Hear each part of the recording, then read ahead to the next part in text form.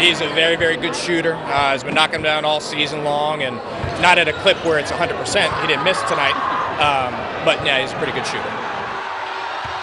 I mean, to be honest, we've been playing our best basketball. You know, at the end of the season, we got into a stretch where we just kept on saying, let's keep on plugging, and see what happens. And you know, we can get ready for the playoffs because we had our stumbles in the middle of the season, the inconsistency.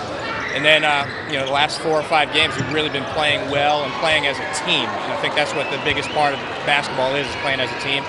So we were excited about tonight. We were confident. We expected to come in and be successful. We always do. We kind of talk about, you know, preaching greatness starts with wanting success. So, you know, I think tonight they came in and executed pretty well.